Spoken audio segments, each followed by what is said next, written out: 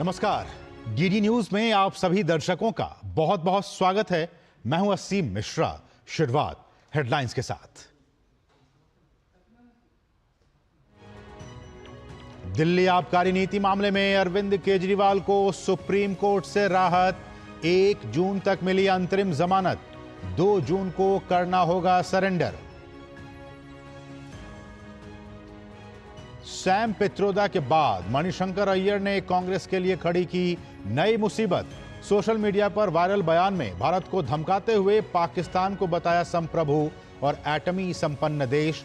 भाजपा ने कांग्रेस पर उठाए सवाल। कांग्रेस नेता कांतिलाल भूरिया के विवादित बयान ने कांग्रेस की नीयत की खोली पोल। सत्ता में आने पर 2 पत्नियों वाले घर को 2 लाख रुपए देने का वादा बना विवाद की वजह। भाजपा ने लिया आड़े हाथों। प्रधानमंत्री नरेंद्र मोदी का आज महाराष्ट्र, तेलंगाना और ओडिशा में प्रचार। महाराष्ट्र के नंदुरबार और तेलंगाना के महबूबनगर में जनसभा को किया संबोधित। कहा, अब तक राज्य की जनता को केवल मिला विश्वासघात।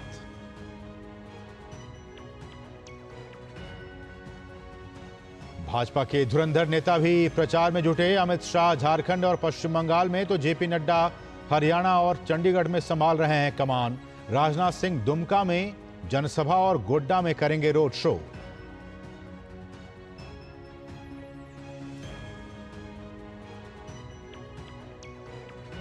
विपक्ष ने भी तेज की प्रचार की धार। प्रियंका गांधी ने अमेठी में की जनसभा।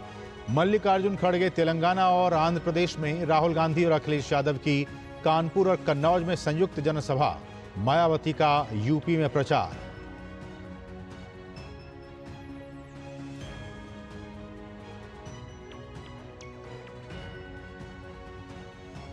सातवें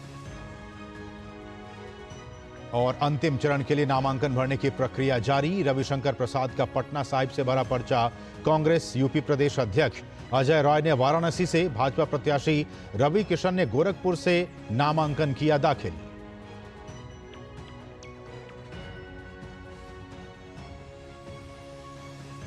भारतीय सेना गोला बारूद का आयात अब करेगी बंद। गोला बारूद के उत्पादन में देश बनेगा आत्मनिर्भर।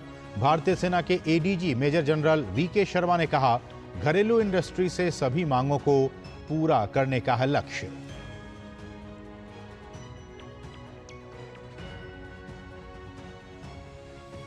पहलवान बजरंग पुनिया की बड़ी मुश्किलें। यूडब्ल्यूडब्ल्यू ने बजरंग पुनिया को किया सस्पेंड। नाडा को डोप सैंपल देने से उन्होंने किया था इनकार।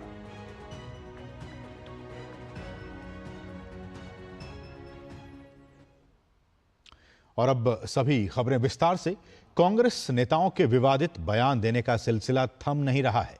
कांग्रेस अभी सैम पित्रोदा के बयान से उबर भी नहीं पाई थी कि सोशल मीडिया पर वायरल हो रहे पार्टी नेता मणिशंकर अय्यर के एक विवादित बयान ने उसके लिए नई मुसीबत खड़ी कर दी है। वायरल वीडियो में वो पाकिस्तान की तारीफ कर रहे हैं और उसके आगे भारत को कमतर आंक रहे हैं। मणिशंकर अय्यर वीडियो में धमकी भरे अंदाज में कह रहे हैं कि पाकिस्तान एक संप्रभु देश है और भारत को उससे इज्जत से बात करनी चाहिए। उन्होंने कहा कि पाकिस्तान एक एटमी शक्ति वाला देश है और वो कभी भी उसका इस्तेमाल कर सकता है। उन्होंने कहा कि और मसल पावर दिखाकर भी उसे कमजोर समझने की भारत गलती ना करे। ये कि वो भी एक सॉवरेन मुल्क है और कि उनकी भी इज्जत है और उस इज्जत को कायम रखते हुए आप उनसे जितनी कड़ी बात करना चाहते हो करो, लेकिन बात तो करो। बंदूक को लेकर आप घूम रहे हो और उससे क्या हाल मिला? कुछ नहीं। उनके एटम बॉम्ब है। हाँ, ये भी है। हाँ, हमारे पास है, लेकिन किसी पागल ने हमारे बम को लाहौर स्टेशन में फूटा तो 8 सेकंड के 8 पल के अंदर उसकी जो रेडियो एक्टिविटी है वो अमृतसर पहुंचेगी। हमें समझना चाहिए कि दुनिया का विश्व गुरु बनना हो तो ये जरूरी है दिखाने के लिए कि जितना भी तीव्र हो हमारा समस्या पाकिस्तान के साथ, उसका हल निकालने के लिए हम मेहनत कर रहे हैं। पिछले 10 साल से सारा मेहनत बंद है। मस्कुलर पॉलिसी, यदि आपके मसल्स हों और उनके मसल्स ना हों, मैंने अभी आपको बता दिया है वो जो हकीकत हम सबको पता है कि मसल्स उनके कहूटा में पड़े हुए हैं। ये भी है। और कहीं गलत फहमी फैल जाए तो तब दिक्कत में पड़ेंगे। और भाजपा ने कांग्रेस नेता मणिशंकर अय्यर के बयान की आलोचना करते हुए कांग्रेस पर हमला बोला है। भाजपा के नेता राजीव चंद्रशेखर ने कहा है कि ये नया भारत है जो कि किसी से डरता नहीं है। किसी हालत में पाकिस्तान के अगेंस्ट कोई भी एक्शन करने के लिए वो तैयार नहीं है। पाकिस्तान के एक्शंस, टेरर हो या पाकिस्तान के कोई भी अलग एक्शंस हो, कांग्रेस पार्टी का ये मणिशंकर अय्यर का इशू नहीं है। ये राहुल गांधी से लेकर नीचे तक, ये जो विनोद महाराष्ट्र में जो लीडर है, सभी का एक ही बिहेवियर है। नहीं, पाकिस्तान ने नहीं किया है। ये पाकिस्तान को छोड़ो, कहीं और देखो, आरएसएस का कॉन्स्पिरेसी है। पुंछ में अभी एक एयर वॉरियर का डेथ हुआ है। नहीं, पुंछ में ये हमने किया है। तो मैं ये कहना चाहता हूं कि नेशनल सिक्योरिटी हम सब के लिए बहुत अहम मुद्दा है। और कांग्रेस नेता मणिशंकर अय्यर के बयान पर केंद्रीय मंत्री और वरिष्ठ भाजपा नेता अनुराग ठाकुर ने कहा है कि कांग्रेस नेता भारत में रहते हैं लेकिन उनका दिल पाकिस्तान में रहता है। भारत जानता है कि मुंहतोड़ जवाब हमें कैसे देना है।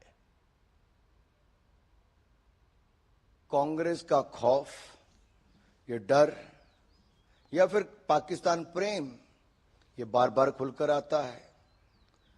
और कांग्रेस के नेता रहते तो हिंदुस्तान में है, दिल पाकिस्तान में है, और डराने का काम हिंदुस्तान को करते हैं। अरे पाकिस्तान की क्या हिम्मत कि हिंदुस्तान की तरफ आंख उठाकर भी देखे।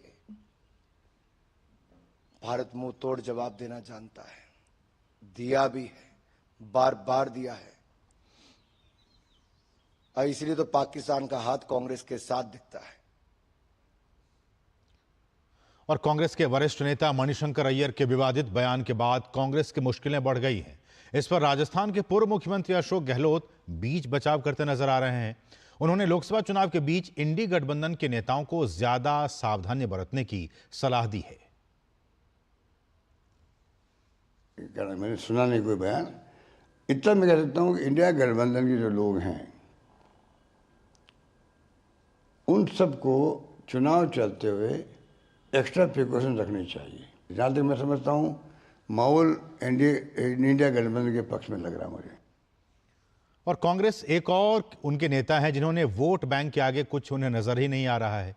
मध्य प्रदेश के रतलाम से कांग्रेस के लोकसभा प्रत्याशी कांतिलाल भूरिया ने कांग्रेस की नीयत की पोल खोल दी है। एक चुनावी रैली को संबोधित करते हुए भूरिया ने कहा कि अगर कांग्रेस पार्टी सत्ता में आती है तो हर महिला के खाते में 1 लाख रुपए ट्रांसफर किए जाएंगे और अगर किसी को 2 पत्नी हैं तो उनके खाते में 2 लाख रुपए ट्रांसफर किए जाएंगे। सरकार आते ही हमारा जो घोषणा पत्र है, हर महिला को 1-1 लाख रुपया उसके खाते में जमा होगा। एक लाख सभी घर की महिलाओं का। ये मालूम है कि नहीं? अब जिसकी 2 पत्नियां तो 2 लाख जाएगा। और कांग्रेस नेता कांतिलाल भूरिया के इस बयान पर भाजपा प्रवक्ता शहजाद पूनावाला ने प्रतिक्रिया दी है। उन्होंने कहा है कि कांतिलाल भूरिया ने दिखा दिया कि महिलाओं का सम्मान देने की जो तथाकथित गारंटी सिर्फ महिलाओं को वस्तु के रूप में देखने के लिए थी, ये गारंटी सिर्फ वोट बैंक के लिए ही है। कांतिलाल भूरिया जी ने सारी स्कीम खोल दी कांग्रेस पार्टी की। बता दिया कि जो महिलाओं को तथाकथित रूप से उनके सम्मान के लिए गारंटी दी जा रही थी, वो सम्मान नहीं, महिलाओं को वस्तु और सामान की तरह देखने की गारंटी है। और किस प्रकार से वोट बैंक को जितनी आबादी बढ़ा दोगे उतना हक देने की गारंटी है। क्योंकि कांतिलाल भूरिया जी कहते हैं कि यदि आपकी 1 शादी हुई है तो 1 लाख रुपए मिलेंगे, यदि आपकी 2 पत्नियां हैं तो 2 लाख मिलेंगे। मतलब कि संदेश ये दिया जा रहा है, डॉग विसल जिसे ये कहते हैं, कि अधिक से अधिक शादी कीजिए और अधिक से अधिक पत्नियां रखेंगे तो अधिक से अधिक 1-1 लाख रुपए का लाभ मिलेगा। ये कितनी अपमानजनक सोच है महिलाओं के। रुकेंगे बहुत ही छोटे से ब्रेक के लिए। आप देखते रहिए डीडी न्यूज। बेटा कहता है, पापा बीमा ले लिया होता तो आज हो जाता ऑपरेशन। अब हमें कौन बीमा देगा 70 के बाद? तुम लोगों ने सुना नहीं? 70 साल से ऊपर के सभी वरिष्ठ नागरिकों को 5 लाख तक का इलाज मुफ्त में मिल गया, समझो। बस वोट के दिन पोलिंग बूथ पे जाओ और कमल का बटन दबाओ, मोदी को फिर से लाओ। कमल का बटन दबाएं, भाजपा को जिताएं। बात जब पीढ़ियों के लिए बनने वाले घर की हो तो जिम्मेदारी बड़ी हो जाती है। गैलेंट समझता है ये जिम्मेदारी। अब डबल एम रिब्स के साथ गैलेंट एडवांस टीएमटी रीबार, निर्माण का रियल हीरो। तुम्हें पता है इन्वेस्टर्स के लिए एक इन्वेस्टर प्रोटेक्शन फंड होता है, IPF। लेकिन अगर तुम्हारा ट्रेड एक्सचेंज पर एग्जीक्यूट नहीं हुआ या फिर कोई गारंटीड रिटर्न्स वाली स्कीम है तो ये IPF आपकी मदद नहीं कर सकता है।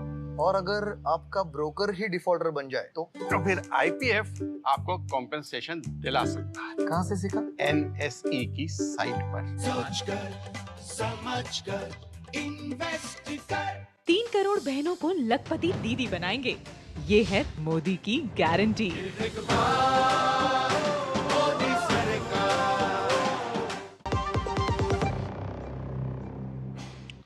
और ब्रेक के बाद आपका फिर से स्वागत है। केंद्रीय गृह मंत्री अमित शाह ने झारखंड के खूंटी में एक जनसभा को संबोधित किया। अमित शाह ने कांग्रेस और झारखंड मुक्ति मोर्चा पर आदिवासियों के साथ भेदभाव करने का आरोप लगाया। उन्होंने कहा कि झारखंड राज्य तब बना जब अटल बिहारी वाजपेयी देश के प्रधानमंत्री बने। सत्ता प्राप्त करने के लिए आप जिस कांग्रेस पार्टी के साथ बैठे हो वो कांग्रेस पार्टी सालों तक झारखंड की रत्ना को रोक कर रखी। झारखंड राज्य कब बना? जब अटल जी देश के प्रधानमंत्री बने। अटल जी ने हमारे झारखंड को बनाने का काम किया, आगे बढ़ाने का काम किया। और भाइयों बहनों, अटल जी ने झारखंड को बनाया और मोदी जी झारखंड को संवारने का काम कर रहे हैं। उत्तर प्रदेश के मुख्यमंत्री योगी आदित्यनाथ ने गोरखपुर में आज एक जनसभा की। इस मौके पर उन्होंने विपक्ष पर निशाना साधते हुए कहा कि उन्होंने अपनी हार मान ही ली है। विपक्ष ने अपनी हार मान ली है। कांग्रेस, सपा, बसपा सबने अपनी हार एक प्रकार की स्वीकार कर ली है और अब वे भगवान राम के ऊपर ही टिप्पणी करने लग गए। कोई कहता राम मंदिर बेकार बना, कोई कहता कि भारत को राम मंदिर से क्या लाभ हुआ। कांग्रेस के वक्तव्य है, समाजवादी पार्टी का वक्तव्य है कि राम मंदिर बेकार बना। अरे आतंकवादियों की पैरवी करने वालों, तुम्हें तो राम मंदिर बुरा ही लगेगा। और उत्तर प्रदेश के कन्नौज में सपा अध्यक्ष अखिलेश यादव और कांग्रेस नेता राहुल गांधी ने एक संयुक्त जनसभा को संबोधित किया। कन्नौज से समाजवादी पार्टी के अध्यक्ष चुनावी मैदान में हैं। राहुल गांधी ने कहा कि यूपी में जो भी विकास कार्य हुए हैं वो सपा ने किए हैं, इसलिए गठबंधन की जीत सुनिश्चित है।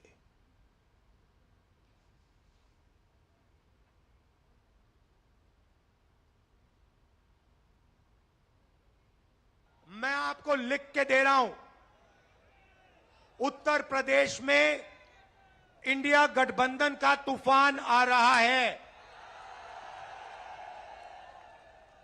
आप लिख के ले लो, यहां पे बीजेपी की सबसे बड़ी, देश में सबसे बड़ी हार उत्तर प्रदेश में होने जा रही है।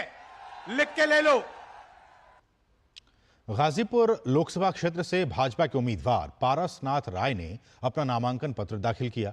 इस दौरान उत्तराखंड के मुख्यमंत्री पुष्कर सिंह धामी भी मौजूद थे और उनका उत्साहवर्धन किया।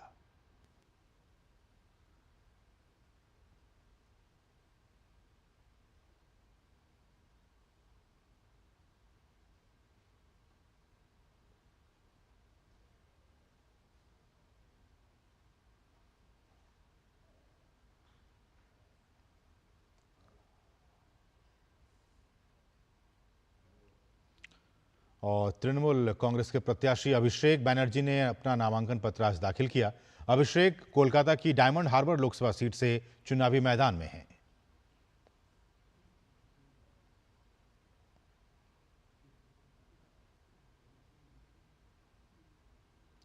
शिवसेना यूबीटी की राज्यसभा सांसद प्रियंका चतुर्वेदी पर पलटवार करते हुए महाराष्ट्र के मुख्यमंत्री एकनाथ शिंदे ने कहा है कि मुझ पर दिया गया बयान वास्तव में उनके ऊपर ही लागू होता है। 2019 में इन लोगों ने बाबा साहेब ठाकरे की विचारधारा का त्याग कर दिया। इन लोगों ने अपने पिता की विचारधारा बेच दी। इन लोगों ने अपराध किया और जनता उसे कभी नहीं भूलेगी। 2019 में इन लोगों ने अपने दोस्तों और महाराष्ट्र के लोगों के साथ धोखा दिया था। एकनाथ शिंदे ने कहा कि जब हमने साथ में चुनाव लड़ा तो शिवसेना और भाजपा की एक ही विचारधारा थी। क्या है उसके लिए जो हमारे को जो शब्द यूज करते हैं वो उनको लागू होता है, क्योंकि 2019 में उन्होंने बाबा साहेब ठाकरे जी के विचार को खो दिया, विचार छोड़ दिया। वो बाप बदलने की बात करते हैं, लेकिन उन्होंने पिताजी के, मैं बाप नहीं कहूँगा, पिताजी के विचार को बेचा है। इतना बड़ा पाप किया है उन्होंने, उनको कभी जनता माफ नहीं करेगी। तो हमारे को जो हमारे लिए जो शब्द प्रयोग करते हैं वो एक्चुअल उनके लिए है। चुनाव हम साथ में लड़े थे, हमारी विचारधारा एक थी, शिवसेना और भाजपा की गठबंधन की सरकार होगी ऐसा लोगों का मानना था। लोगों ने इसीलिए वोट दिया था शिवसेना बीजेपी की सरकार बने, लेकिन लालच में मुख्यमंत्री कुर्सी पाने के लिए कांग्रेस साथ गए, शरद पवार जी के साथ गए। और ये तो धोखा, बड़ा धोखा है। ये महाराष्ट्र की जनता के साथ धोखा है। ये तो मैं वो शब्द वो इस्तेमाल करते वैसा मैं नहीं करता हूँ। मुझे बाबा साहब ने ऐसा सिखाया नहीं है, हमारे दिगे साहब ने नहीं सिखाया। वो तो बाबा साहब ठाकरे जी के विचार भूल गए, इसलिए ऐसी बातें करते। और शिवसेना नेता संजय निरुपम ने भी उद्धव गुट की नेता प्रियंका चतुर्वेदी के बयान पर हमला बोला है। निरुपम ने कहा कि गद्दारी तो उनके पिता ने की थी बीजेपी से युति तोड़कर, महागद्दारी तो उनके पिता ने की थी बाला साहब के विचारों को तिलांजलि देकर और जिस कांग्रेस के वे ताउम्र विरोधक थे उससे हाथ मिलाकर। इस महागद्दारी पर उबाटा को सांप क्यों सूंघ जाता है। देखिए, किसी की बदतमीजी का जवाब दिया गया है। शिवसेना उबाठा की जो महिला सांसद हैं उन्होंने कहा है कि महाराष्ट्र के माननीय मुख्यमंत्री एकनाथ शिंदे के बेटे के माथे पर लिखा होना चाहिए कि मेरा बाप गद्दार है। उनके बेटे श्रीकांत शिंदे इस समय कल्याण लोकसभा क्षेत्र से महायुति के उम्मीदवार हैं। मैं उनको जवाब देना चाहता हूं कि गद्दारी तो दरअसल उबाठा ने की है। उद्धव ठाकरे जी ने गद्दारी की। उन्होंने वोटर के साथ गद्दारी की, उन्होंने बीजेपी के साथ गद्दारी की और उन्होंने बाला साहब ठाकरे के साथ गद्दारी की है। बाला साहब जी ने कभी भी नहीं कहा था कि कांग्रेस के साथ जाना चाहिए। बाला साहब कहते थे कि कांग्रेस के साथ जाने से पहले मैं शिवसेना बंद कर दूंगा। तो शिवसेना और यूबीटी की जो राज्यसभा सांसद प्रियंका चतुर्वेदी, उन्होंने क्या कुछ कहा था, आइए हम आपको वो सुनाते हैं। गद्दारी रहेगा। एक पिक्चर आई थी, आपको याद होगी, दीवार में वो अमिताभ बच्चन अपना हाथ दिखाते हैं, उस पर लिखा है मेरा बाप चोर है। ये इनके माथे पे लगा है, श्रीकांत शिंदे के माथे पे लिखा है मेरा बाप गद्दार है।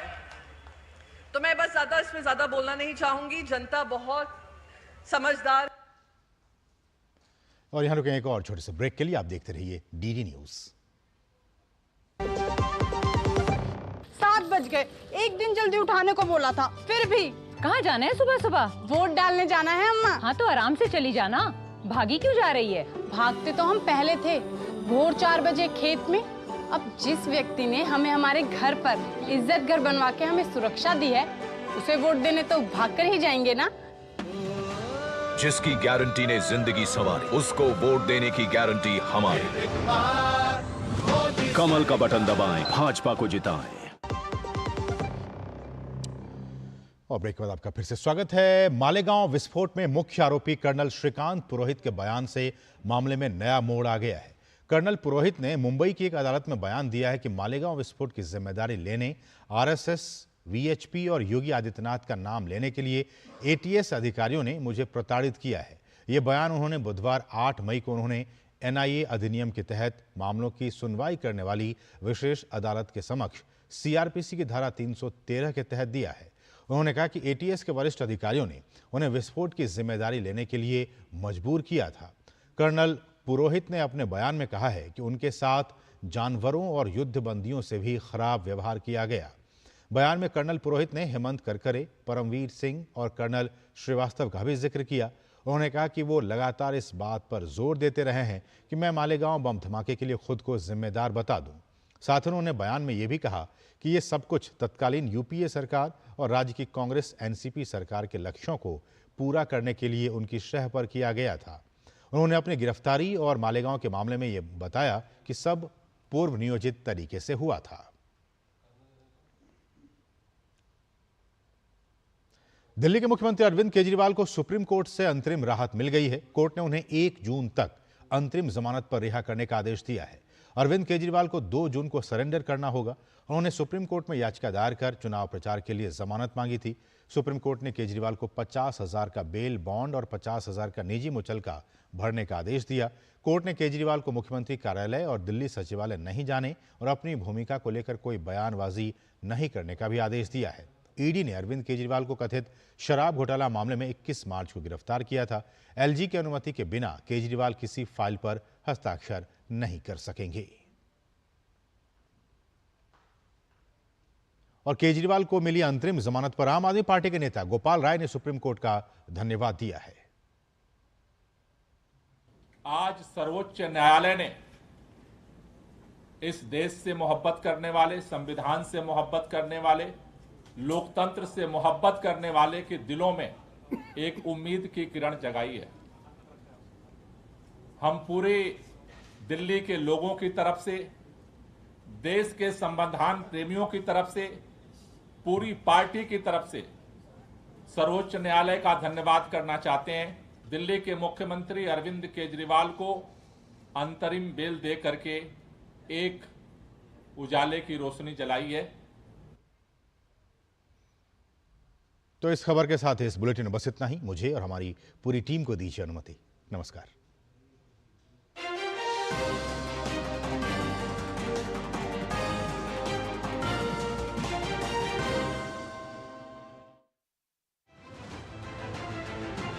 दुनिया की सबसे तेज रफ्तार और 5वीं सबसे बड़ी अर्थव्यवस्था, विश्व स्तर के बुनियादी ढांचे, भारत की फिनटेक क्रांति की कहानी मेक इन इंडिया और स्टार्टअप इंडिया की सफलता की, आर्थिक जगत की सुर्खियां, आम आदमी के लिए क्या है मायने, शेयर बाजार और दूसरे फाइनेंशियल मार्केट्स के तमाम अपडेट्स, कारोबार जगत की बड़ी खबरों का सटीक और सरल विश्लेषण। देखिए इकोनॉमी टुडे सोमवार से शुक्रवार सुबह 9:30 बजे सिर्फ डीडी न्यूज पर।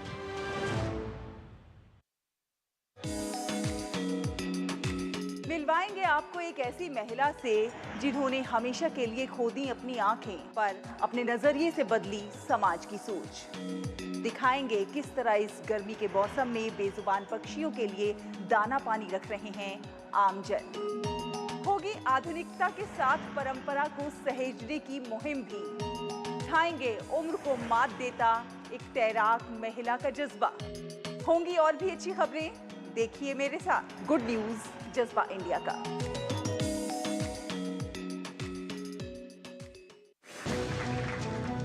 हम मौजूद हैं बाबा महाकाल की नगरी उज्जैन। हम बात करेंगे मालवा के सियासी समीकरण की। मध्य प्रदेश के दिल में 2024 को लेकर क्या है। इस बार मध्य प्रदेश इतिहास बनाएगा कि हम सारी सीटें भारतीय जनता पार्टी जीतेगी। लोगों के घरों में स्टूल और कुर्सियों के रूप में काम आ रहा है जो उज्ज्वला योजना के सिलेंडर है, क्योंकि जो सिलेंडर का दाम है वो 1000 रुपए है। इंदौर में कांग्रेस का जो डमी उम्मीदवार जिसको प्रदेश कांग्रेस बता रही थी, अंदाज लगा लीजिए कि इंदौर के चुनाव को लेकर कांग्रेस कितनी नॉन सीरियस रही। आपके पास ऐसा कौन सा प्राइम मिनिस्टर कैंडिडेट है जिसके लिए आप वोट मांगने के लिए आए हैं? ये स्मार्ट मीटर लगने के बाद जो 200 रुपए का बिल आता था, 1500 से लेकर 2000 तक का बिल आ रहा है। कितनी महिलाओं को मौका मिला है कि वो देश के प्रतिनिधित्व में योगदान दे सके।